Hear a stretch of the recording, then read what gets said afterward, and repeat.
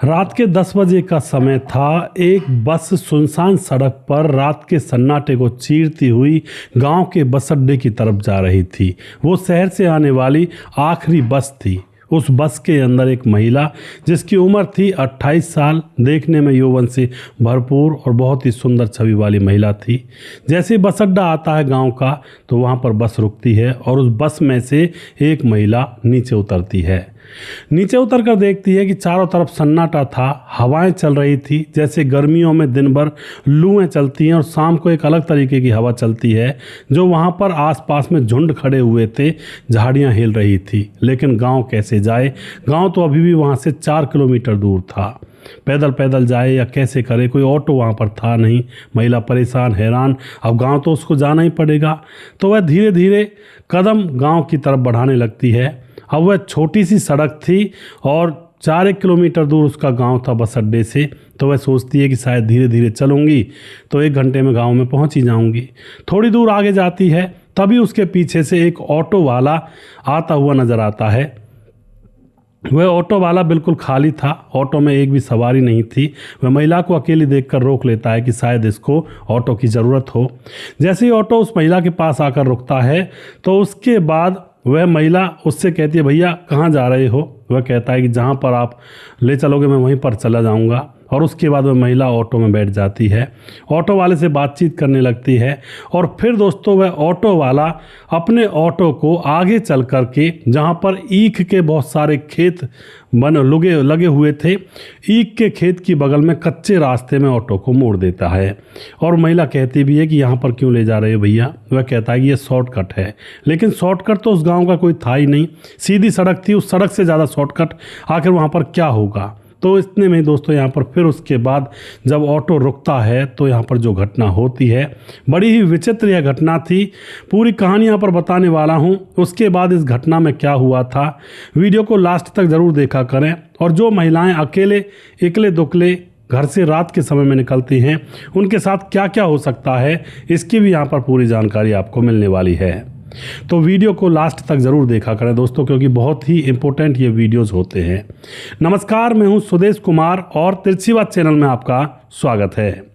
दोस्तों यह घटना गुजरात के कच्छ के अंदर होती है। गुजरात के कच्छ के अंदर एक अंकुश नाम का एक बैंक अधिकारी रहा करता है, जो बैंक में जॉब किया करता। उसके घर में उसकी पत्नी है जिसका नाम है सुनीता। सुनीता जो कि पेशे से स्कूल टीचर है और बहुत ही ज़्यादा ईमानदार है। लेकिन दोस्तों जो उसका पति था बैंक कर्मचारी, वह ईमानदार नहीं था। वह कई बार होम लोन जब निकलवाया करता ग्राहकों के, तो उनसे मोटी रकम वसूला करता था, बीच में रिश्वत लिया करता था, तब जाकर लोगों के काम किया करता था। लेकिन फिर भी दोनों पति पत्नी साथ रह रहे होते हैं। पत्नी कई बार कहती भी थी अपने पति से कि ये काम ठीक नहीं है, लोगों की हाय लग गई तो हमारा परिवार बिगड़ जाएगा। लेकिन अंकुश पर इन बातों का कोई फर्क नहीं पड़ता था।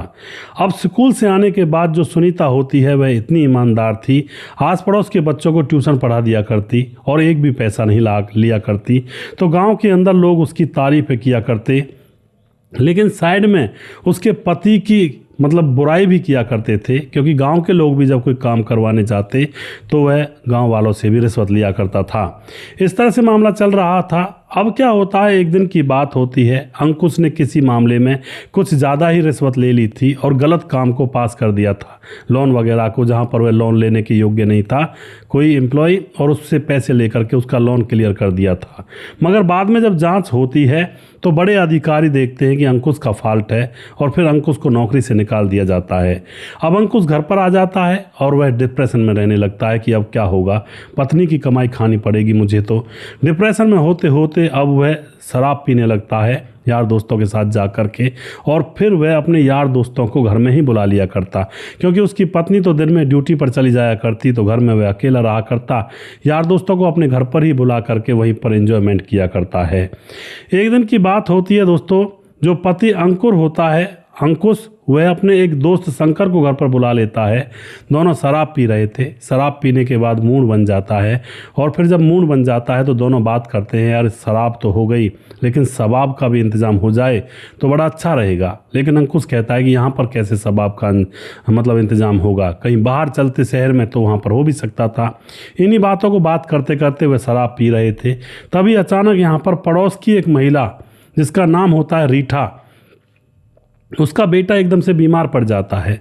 घर पर पति था नहीं, पति शहर गया हुआ था, तो एकदम से रीठा उनके घर पर दौड़ कर आती है कि अंकुश जी मुझे 2000 रुपये की ज़रूरत है, क्योंकि मेरा बेटा बीमार पड़ गया है। अब तो यह बात सुन करके वह पहले से ही सबाब का इंतज़ाम करने की सोच रहे थे, और अब उनके शैतानी दिमाग में एक और आइडिया आता है। वह उस पड़ोस की महिला से कहते हैं कि ठीक है, हम 2000 की जगह 3000 रुपये दे देंगे, लेकिन बदले में हमारे साथ तुम्हें वक्त गुजारना होगा।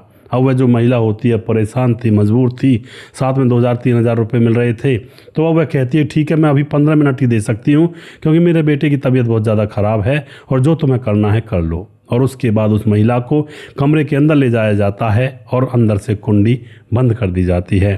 15 मिनट की जगह पर वो आधे घंटे के अंदर दोनों बाहर निकलते हैं, और फिर वह महिला अपने घर चली जाती है, अपने बेटे का इलाज करवाती है।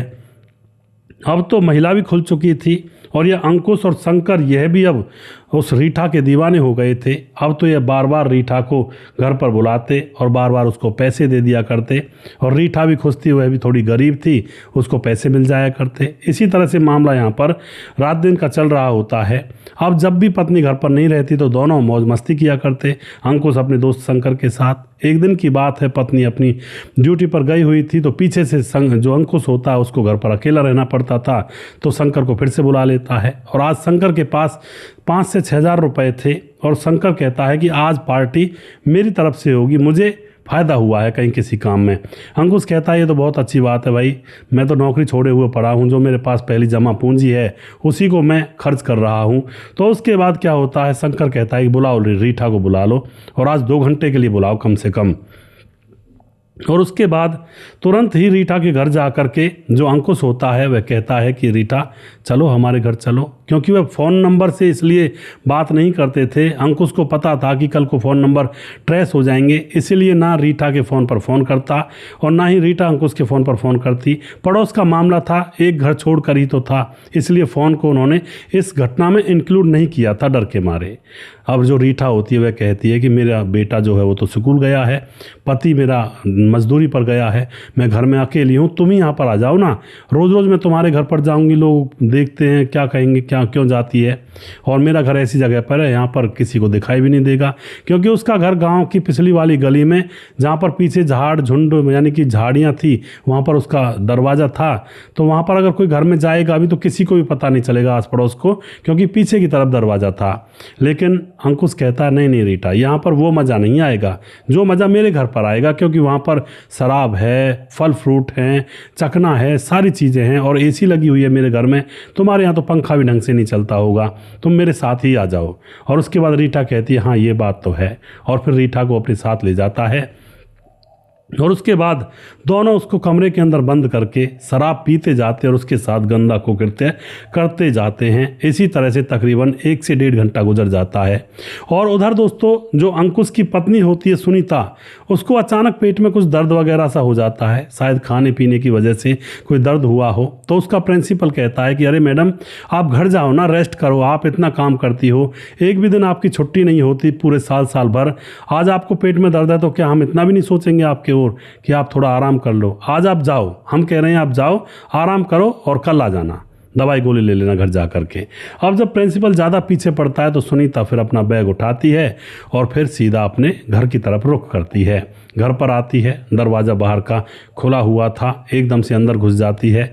अंदर जाकर देखती है जो ड्राइंग रूम होता है कि भाई अंकुश कहाँ है। अंकुश आवाज़ लगाती है, अंकुश को आवाज़ सुनाई दे जाती है। अंकुश पसीने से तरबतर जैसे तैसे आधे अधूरे कपड़े पहनकर बाहर आता है बेडरूम से। बेडरूम का दरवाज़ा थोड़ा लगा देता है और इतने में पत्नी कहती सुनीता क्या हुआ, पसीने क्यों आ रहे हैं तुम्हें इतने।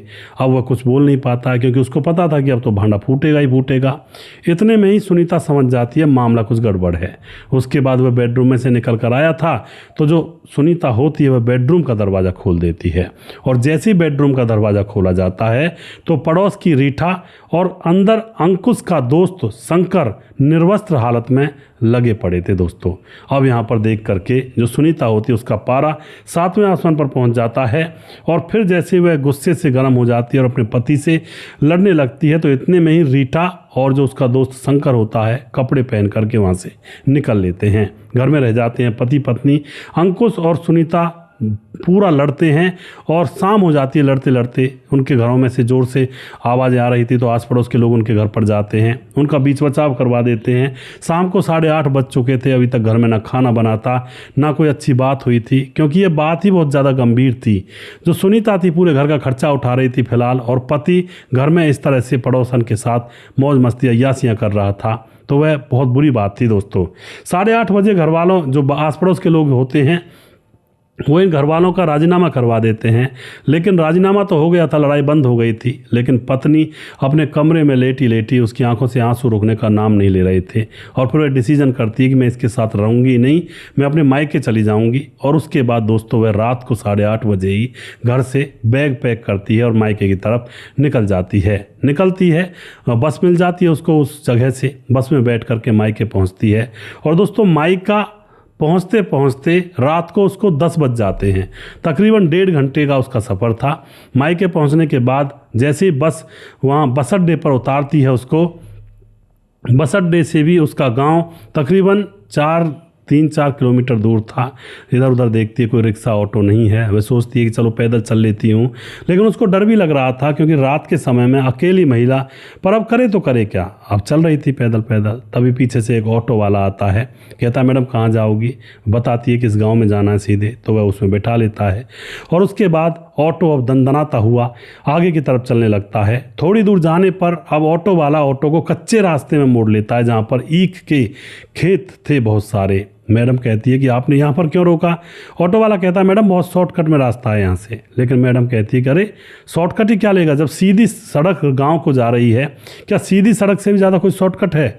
लेकिन दोस्तों ऑटो वाले के दिल में नीयत थी, खोट था, क्योंकि उस महिला ने अपनी सारी कहानी उस ऑटो वाले को बता दी थी कि मेरे पति ने ऐसा किया इसलिए मैं घर छोड़ करके आई हूँ। ऑटो वाले ने समझा कि अब इसका आगे पीछे कोई इसको पता करने वाला तो है नहीं, पति तो फ़ोन इसलिए नहीं करेगा, गुस्से में है, और मायके वाले पता नहीं करेंगे या नहीं करेंगे, तो इसका क्यों ना फ़ायदा उठा लिया जाए। उसके बाद खेतों के बीच में ले जाता है और वहाँ पर इसके साथ ज़बरदस्ती करने की कोशिश करने लगता है, तो यह विरोध करती है। लेकिन ऑटो वाला जेब में से एक पंच होता है जिसको उंगलियों में पहन लेते हैं, उसको दिखाता है और उस पंच के बलबूते पर इसके साथ दुष्कर्म करना चाहता है। लेकिन जैसे ही एकदम से चिल्लाती है तो वह इस पंच को इसके मुँह पर मार देता है, तो मुँह से खून निकलने लगते हैं। लेकिन वह जोर से चिल्ला जाती है। तभी दोस्तों वहाँ पर आस पड़ोस में 2 खेत के मालिक अपने खेतों में रात को पानी लगा रहे थे, उनको आवाज़ सुनाई दे जाती है और वह दोनों किसान इकट्ठे होकर के, हाथों में लाठी थी, और वह उसको ढूंढने लगते हैं कि आखिर कहाँ से आवाज़ आई।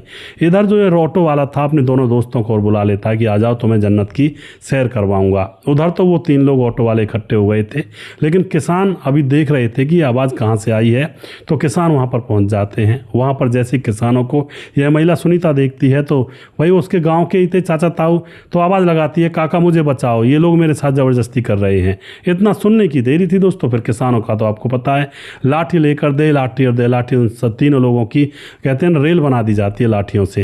अब वह रोने लगते हैं, गिड़गिड़ाने लगते हैं। अब 2 लोग तो उनमें से भाग जाते हैं, लेकिन जो ऑटो वाला होता है उसको वह किसान पकड़ लेते हैं और उस महिला की चुन्नी से उसके हाथ पांव कैड़े बांध देते हैं। और इधर पुलिस को बुला लिया जाता है। पुलिस आती है, आकर के उसको अपने काबू में लेती है। और जो लड़की थी वह बहुत ही धन्यवाद कर रही थी किसानों का, और रो रो करके पुलिस को सारी घटना बताई जाती है।